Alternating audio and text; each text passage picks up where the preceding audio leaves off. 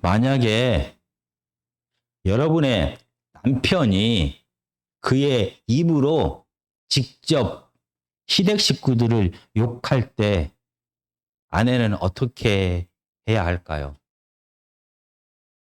맞장구를 쳐야 할까요? 만약 여러분의 아내가 그의 입으로 직접 처가 식구들을 욕할 때 남편은 어떻게 해야 할까요? 맞장구를 쳐야 할까요? 아닙니다. 만약 맞장구를 치게 되면은 팔은 안으로 굽는다. 피는 물보다 진하다라는 이 속담을 현실에서 절실하게 느끼게 될 것입니다. 이 혈육의 정은 우리가 상상을 초월할 정도로 우리 삶 속에 뿌리 깊이 박혀 있습니다. 우리의 생각과 우리의 육신 속에 이 혈육의 정이 얼마나 뿌리 깊이 박혀 있는지는 현실로 닥치게 되면 우리는 자연스럽게 알게 됩니다. 오늘 하나님의 말씀은 한 가나안 여인을 통하여 하나님의 가족이 누구인지, 하나님의 자녀가 누구인지를 드러냅니다.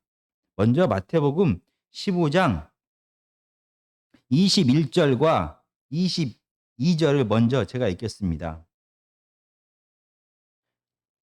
예수께서 거기서 나가사 두루와 시돈 지방으로 들어가시니 가나안 여자 하나가 그 지경에서 나와서 소리 질러 이르되 주 다윗의 자손이여 나를 불쌍히 여기소서 내 딸이 흉악하게 귀신 들렸나이다 하되.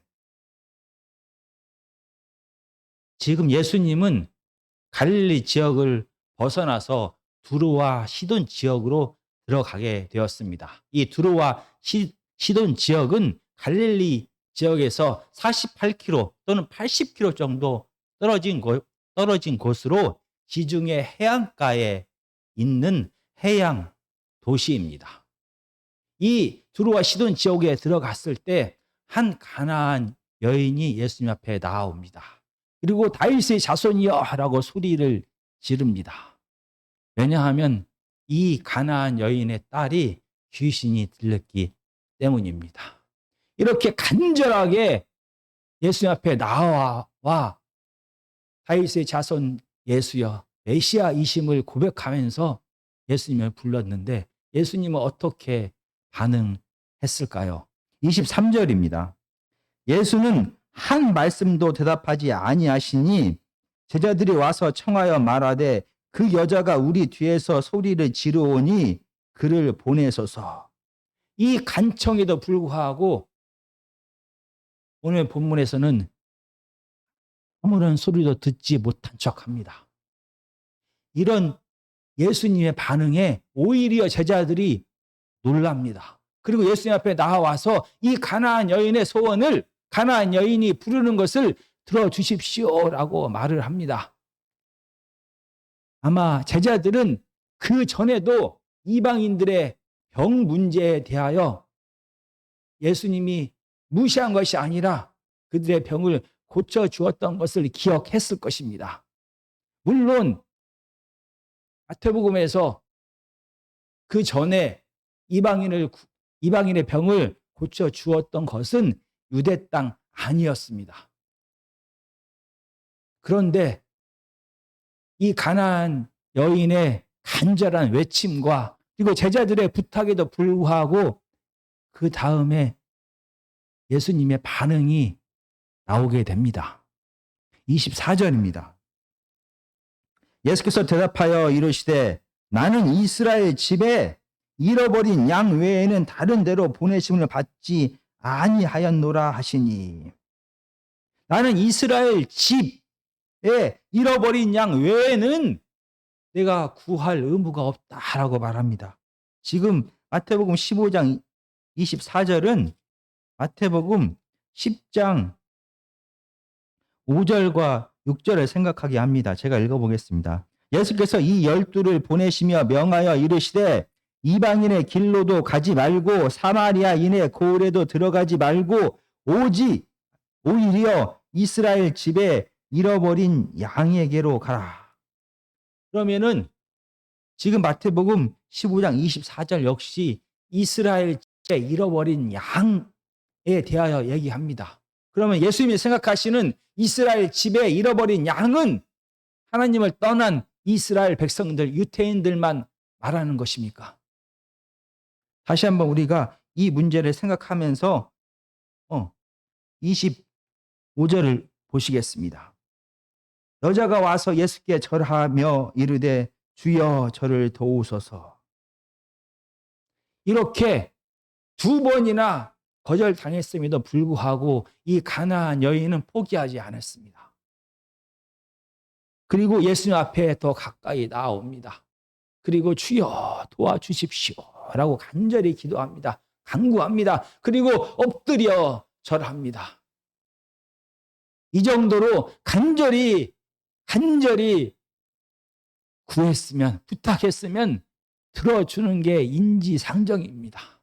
당연합니다. 그런데 이 가나안 여인의 엎드려서 간청을 들으신 예수님은 감히 예수님이 어떻게 저럴 수가 있지라고 생각할 정도로 냉정하게 모욕적으로 인종차별적인 말씀을 하시면서 거절하십니다.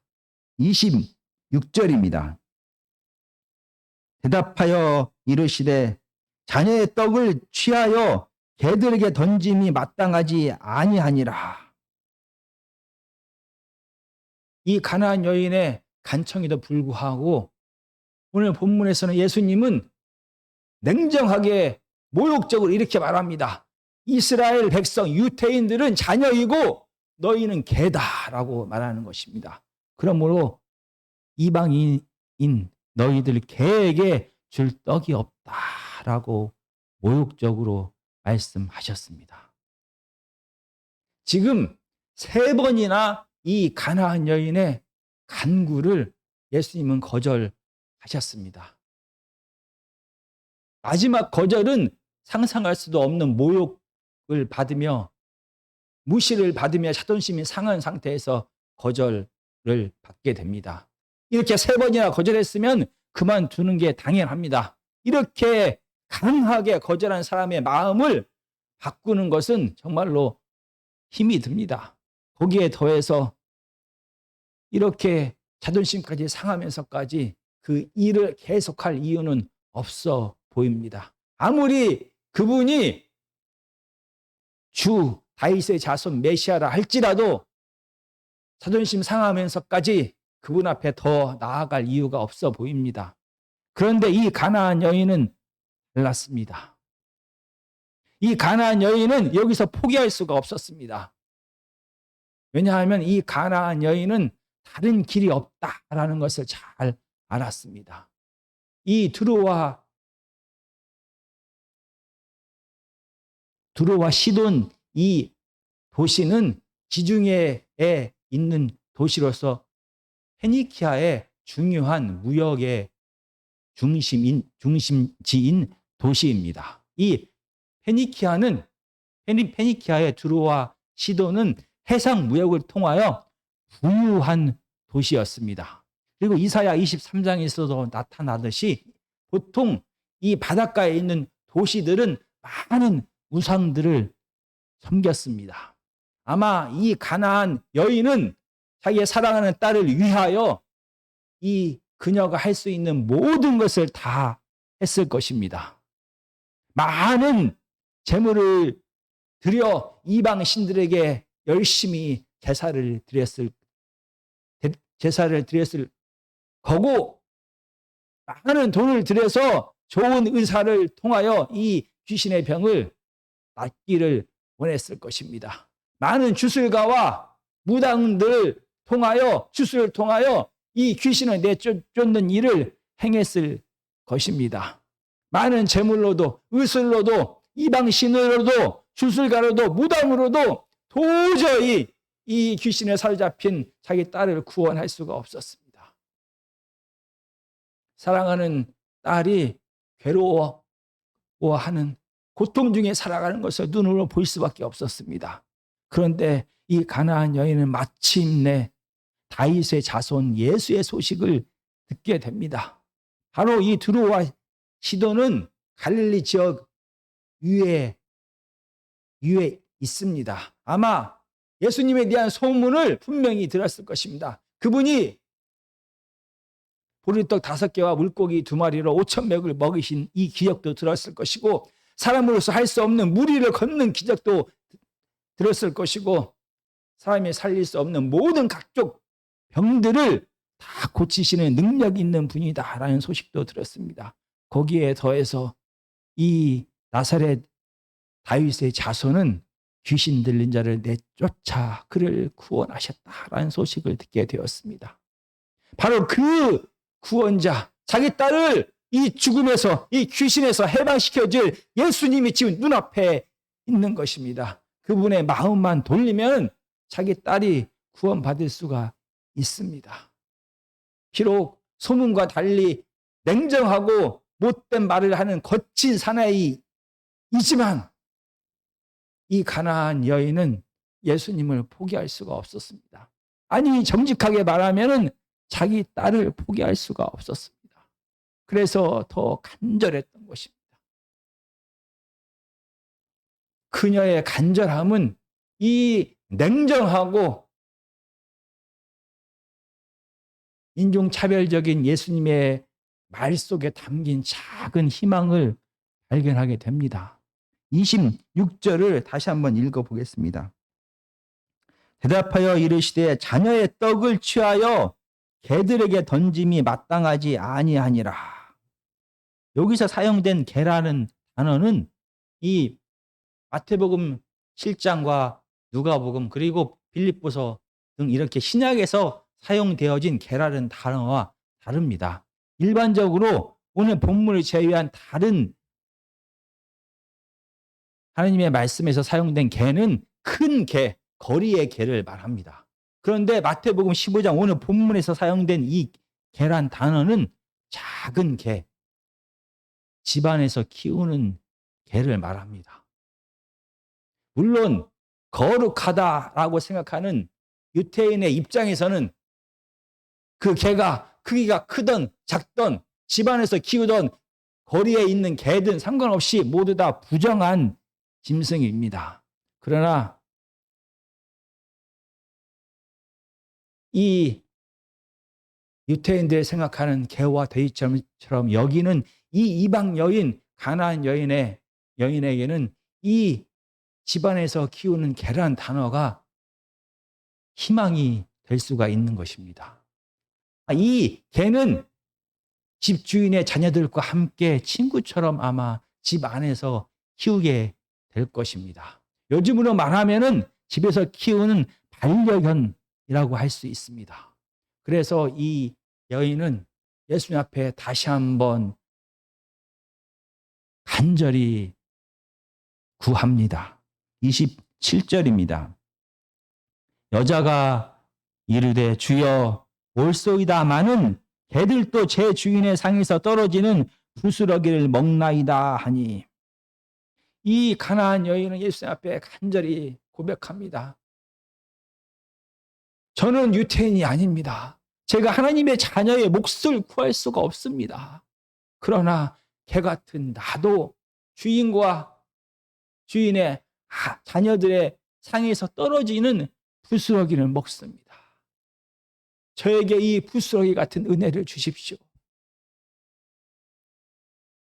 비록 내가 개 같은 이방인일지라도 이 부스러기만으로 충분합니다. 이 부스러기 은혜를 받게 되면 내 딸이 구원을 받게 될 것입니다. 라고 간절히 다시 한번 간구합니다. 오늘 마태는 하나님 나라가 시작되었음을 마태복음은 계속해서 얘기를 합니다. 그리고 이 하나님 나라에 누가 하나님의 나라에 참여하게 될 것인가에 대하여 오늘 이 가나안 여인의 입을 통하여 전통적으로 알려진 하나님의 자녀 이스라엘 백성 유태인뿐만이 아니라 바로 이방인들도 하나님 나라에 참여할 수 있다라는 것을 보여줍니다. 바로 하나님의 나라에 유태인뿐만이 아니라 이방인도 자녀로 참여할 수 있다라는 것을 보여주는 것입니다. 그러면 이제 24절에 이스라엘 집에 잃어버린 양이 누구인지를 알 수가 있습니다. 하나님의 집 이스라엘 땅에는 하나님의 자녀 유태인 이스라엘 백성들이 삽니다. 하나님의 집 이스라엘 땅에는 유태인 말고도 많은 이방인들이 살고 있습니다. 바로 하나님의 집 이스라엘에 잃어버린 양은 유태인뿐만이 아니라 이방인까지도 포함됩니다. 인종에 상관없이 잃어버린 하나님의 양들에게는 예수 그리스도 구세주가 필요한 것입니다. 이렇게 간절히 가나안 여인은 다시 한번 메시아에게 부스러기 같은 은혜를 구합니다. 아주 강하게 이방인의 요청을 거절했던 예수님이 이 겸손하게 그러나 포기하지 않고 간청하는 이 가나안 여인의 요청에 설득되어진 모습으로 28절은 마감합니다. 28절을 읽어보겠습니다. 이에 예수께서 대답하여 이르시되 여자여 내 믿음이 크도다. 내 소원대로 되리라 하시니 그때로부터 그의 딸이 나으니라.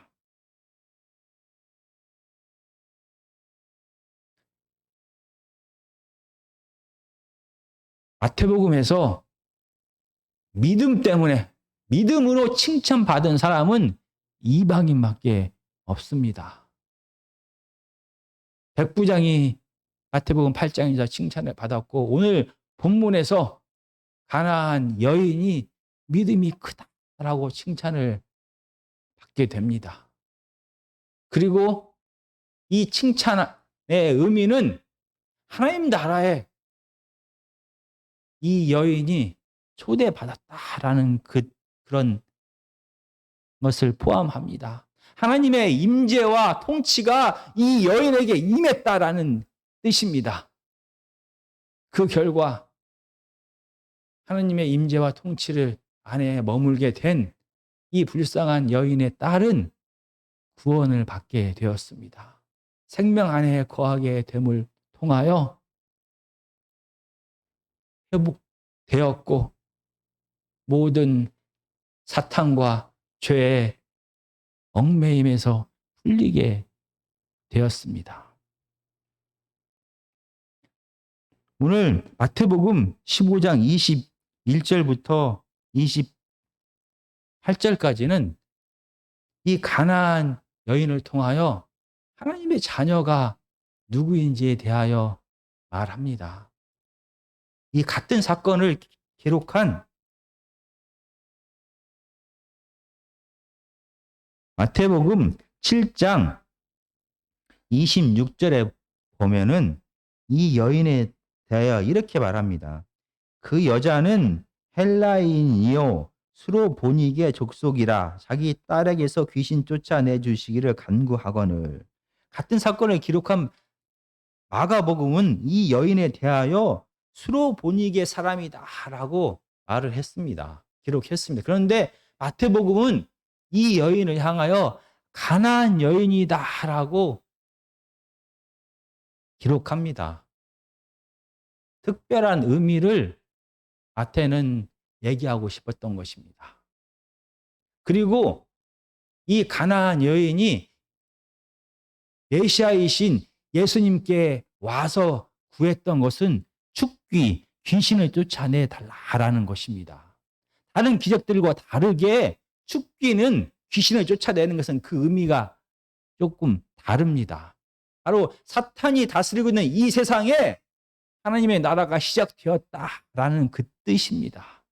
사탄의 세력이 이제 물러가기 시작하고 하나님이 이 땅에 임재하셔서 통치하기 시작했다라는 뜻입니다. 하나님 나라가 시작되었다. 되었다라는 그런 뜻을 포함합니다. 그런데 이 가나안 여인이 죽기를 예수님 앞에 요청하고 이 간절한 요청에 예수님은 허락하십니다. 그래서 가나안 여인의 삶 속에 하나님의 임재와 통치를 허락하십니다. 이 사건은 단순한 치유 사건을 뛰어넘습니다. 그리고 예수 그리스도를 통하여 시작된 하나님의 나라의 자녀가 누구인지를 다시 한번 드러내는 것입니다. 모세와 그리고 그의 종이었던 여호수아를 통하여 시작되었던 구약의 이스라엘과는 다르게 예수 그리스도를 통하여 시작된 하나님의 나라는 처음부터 이방인들도 포함시키는 것입니다. 유태인뿐만이 아니라 이방인들과 함께 하나님의 나라가 시작되었다라는 것을 오늘 본문은 보여줍니다. 그리고 마태복음은 의도적으로 계속해서 예수님이 이 가나안 여인에 대하여 강하게 멸시하면서 비난하면서 무시하면서 여인을 대하는 모습을 그대로 기록하고 있습니다. 그래서 이 마태복음을 받은 유태인 독자로 하여금 정말로 누가 하나님 나라의 백성인지 누가 하나님 나라의 자녀인지를 다시 한번 고민하게 하는 것입니다. 이 가나안 여인의 모습과 비교되는 유태인의 모습을 우리는 지난 시간에 이 마태복음 15장 1절에서 20절까지의 말씀을 통하여 보게 되었습니다. 마태복음 15장 1절부터 20절까지 말씀에서 오늘 본문의 주인공이신 메시아 되신 하나님 나라를 시작하신 예수님께서는 이스라엘 백성들, 구약의 이사야 시대의 이스라엘 백성들과 바리새인들을 향하여 입으로는 하나님을 사랑하는 것처럼 말하지만 그들은 가식적이고 외식적이고 진심이 없다. 진짜로 하나님을 사랑하는 모습이 없다라고 말씀하시며 그들은 하나님 나라의 백성이 될 자격이 없다라고 15장 13절에서 말합니다. 다시 한번 제가 읽어보겠습니다. 15장 13절입니다. 예수께서 대답하여 이르시되 심은 것마다 내 하늘 아버지께서 심으시지 않는 것은 뽑힐 것이니. 이렇게 입술로는 하나님을 공경한다라고 말하지만 진짜 하나님을 사랑하지 아니하고 가식적으로 형식만 남은 이스라엘 백성들을 향하여 그들은 하나님 나라의 자녀가 될 자격이 없다라고 말하면서 오늘 본문에서는 이스라엘 백성들이 개와 돼지다라고 부정하다라고 여기는 이 가나안 여인은 하나님 나라의 자녀의 자격이 충분하다. 그런 믿음이 큰 자다라고 칭찬하시는 것입니다. 이 가나안 여인이 믿은 것이 무엇입니까? 가나안 여인은 다른 어떤 것이 아닌 하나님만이 우리를 이 죄와 사탄의 구속에서 고통에서 죽음에서 구원할 자이시다라고 믿었습니다. 그리고 하나님의 자녀가 되는 것은 사람의 노력이 아닌 예수 그리스도의 은혜, 하나님의 은혜를 통해서만 하나님 나라의 자녀가 될 수 있다라는 믿음을 갖게 되었습니다. 이 귀한 간절하고 겸손하고 하나님만을 찾는 이 가나안 여인의 믿음을 받으시고 그에게 하나님 나라의 자녀가 되는 은혜를 허락하신 것입니다. 정말 예수 그리스도를 통하여 우리는 구원을 받게 되었습니다. 하나님의 자녀가 되었습니다. 그러나 여전히 우리들의 마음 속에는 우리들의 육체 속에는 우리들의 죄성 안에는 바리새인과 같은 마음이 뿌리 깊이 박혀 있습니다. 하나님의 임재와 통치가 우리 가족과 나 자신을 뛰어넘어 온 세상을 향하여 확장되어져야 된다라고 말로는 말합니다. 그러나 하나님께서 주시는 이 축복과 하나님의 자녀로서 누리는 이 모든 생명의 복이 우리 자신과 우리 가족에게만 머물러 있기를 우리는 원합니다. 흘러보내는 것이 너무나도 힘이 듭니다. 바리새인처럼 우리는 육신의 한계 속에, 육신의 정욕 속에, 혈통의 한계 속에 갇혀서 살 때가 너무도 많습니다. 바리새인처럼 우리의 삶이, 우리가 이 육신의 혈통의, 혈육의 한계 속에 살고 있다라는 것을 어떻게 알 수가 있는 것입니까? 오늘 본문에서 가나안 여인은 예수님이 계속되는 거절에도 불구하고 예수님 앞에 나아가는 것을, 예수님 앞에 도움을 구하는 것을, 예수님 앞에 은혜를 구하는 것을 포기하지 않았습니다. 왜냐하면 고통 중에 있는 자가 바로 사랑하는 딸이기 때문입니다. 아무리 예수님이 거절하고 또 거절하고 또 거절했을지라도 내 사랑하는 딸이 고통 중에 있기 때문에 내가 아무리 자존심이 상하더라도 포기할 수가 없습니다. 바리새인들과 이스라엘의 유대인들처럼 가식적으로, 형식적으로 기도할 수가 없습니다. 내 앞에 있는 그분이 내 자녀의 생명을 쥐고 있기 때문에 간절히 목숨을 다해서 구할 수밖에 없습니다. 아무리 모욕을 당해도 포기할 수가 없습니다. 이 정도 했으면 됐어. 어떻게 더 해? 이것도 하나님의 뜻이야. 라고 말하면서 내 자녀의 건강을, 내 자녀의 가난을, 내 자녀의 비참함을 하늘 앞에 구하는 것을 포기할 수가 없습니다. 누가 진짜 가족입니까? 누가 진짜 자녀입니까? 예수 그리스도를 통하여 가족의 범위가 육신을 뛰어넘어 이웃에게까지 확장이 되었습니다. 우리는 입술로는 내 형제 자매다라고 말을 합니다. 그러나 누가 진짜 가족입니까? 바로 내 목숨을 걸고 포기할 수 없는 자가 우리의 가족입니다.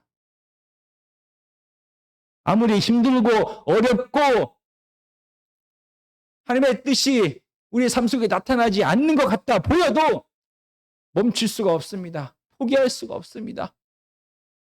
계속 그를 위하여 생명을 걸고 간절하게 기도할 수밖에 없습니다. 바로 그 자가, 내가 포기할 수 없는 그 자가 바로 나의 진짜 가족인 것입니다.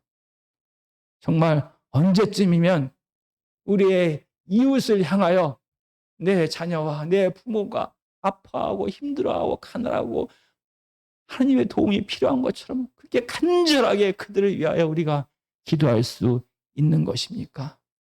언제쯤이면 내 이웃을 향하여서도 내가 내 자신을 사랑하고 내 자신을 아끼고 내 자신의 아픔과 고통에 몸부림치면서 하나님 앞에 간구하는 그 간절함으로 내 이웃을 향하여서도 그렇게 기도할 수가 있는 것입니까?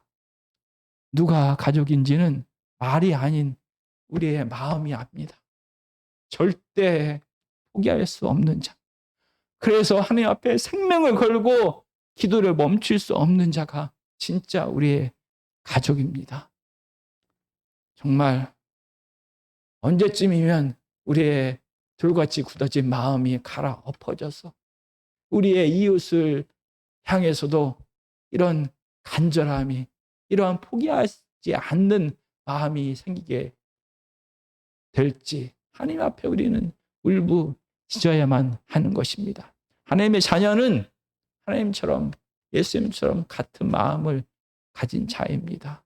우리 아멘교회 모든 성도님들이 예수 그리스도처럼 이렇게 한 영혼을 향하여서도 간절한 사모하는 마음, 애타는 마음을 품는 하나님의 자녀가 되었으면 좋겠습니다.